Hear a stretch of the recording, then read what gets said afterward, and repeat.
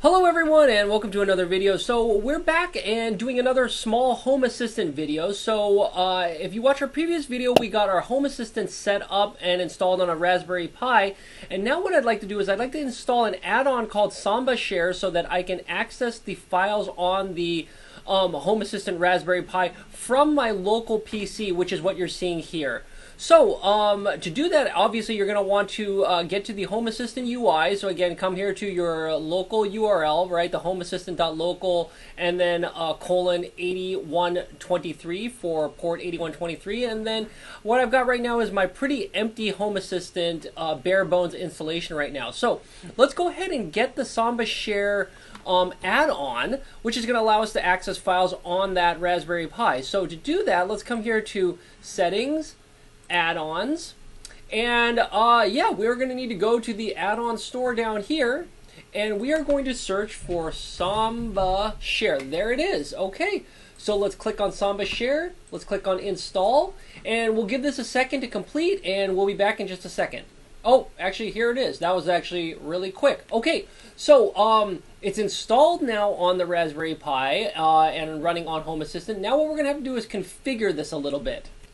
Okay, so to configure this, let's come here to the Configuration tab. And what we're going to have to do is a couple of things. So the idea with Samba Share is we want this running on the Raspberry Pi, which is obviously hosting our Home Assistant OS. And we want to be able to access files on that from this, in this case, a Windows PC that I'm sitting here doing the screen capturing and demonstration on. So what I need to be able to do is set up an account effectively, or credentials, for someone that they will have to enter these credentials when they want to log into the Raspberry Pi. So I'm basically setting this up. This is effectively on the Raspberry Pi side. So I'm going to come up with a username. I'm going to call this, how about Silum Samba Share. All right, that's my username that someone is going to have to provide. And then a password, I'm just going to go ahead and make something up. Okay, and obviously you're going to have to remember that. A couple of things that we can do, the work group. So again, this Raspberry Pi is effectively acting like another machine on my network. So what you're going to want to do here is make sure that it's on the same work group as your machine. So you can go ahead and find that on your Windows machine. In fact, here's a screenshot of my system properties, and you can see my work group is actually called work group because I didn't actually change it from the default, and I think capital work group is what Windows typically uses as your work group name. Okay.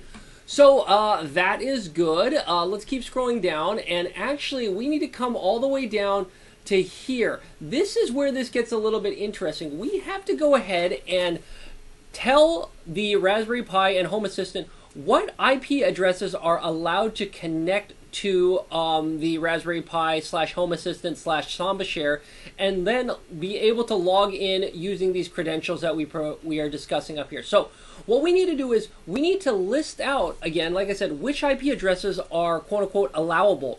So you'll notice that there are a couple of these default values already plugged in here.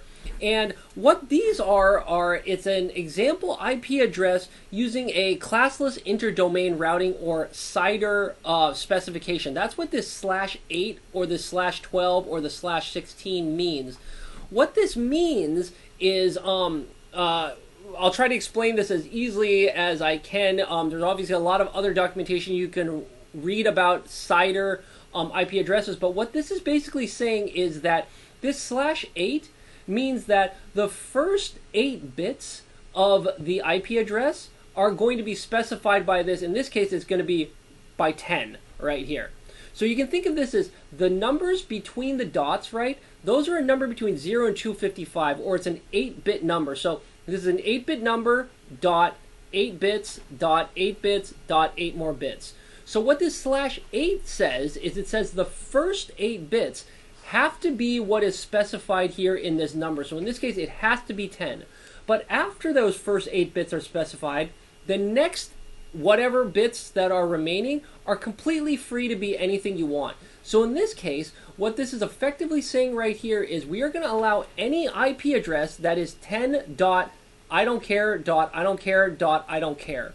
So if you'd like to visualize this a little bit easier, you can go to Google and just search for like CIDR conversion or CIDR calculator to kind of figure out how this classless interdomain routing looks like. So I've just come up with a web page right here, and for example, you can put this in. You can say 10.0.0/8, and again, you hit calculate, and it will show you what ranges of IP addresses are going to be allowed in this case. So in this case, it's going to say that, okay, 10.0.0.0 is the first IP address, and then the last IP address is going to be 10.255.255.255. So again, what this is saying is anything in this case which starts with the 10 dot, and then nobody cares what comes off after that, right?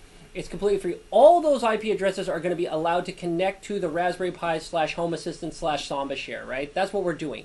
So, which begs the question, what is my IP address from this machine that I am trying to connect from? So again, let me just come up with I'll start up a command prompt right here, and if you just go ahead and say ipconfig, right, we should be able to see what my IPv4 address is, and haha, look at this.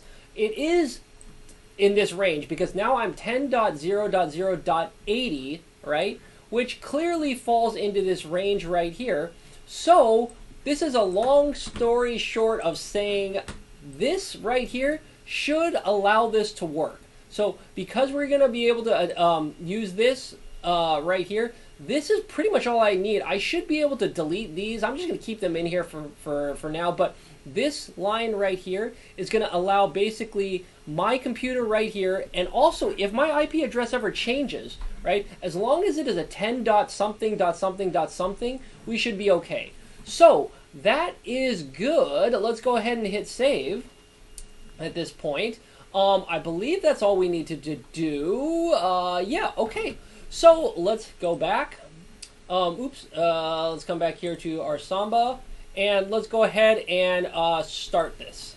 All right, and here we are, and as you can see, it looks like it has started. So Samba Share should be running now on the Raspberry Pi /Home Assistant. So now from this local Windows machine, let's go ahead and access that file share system.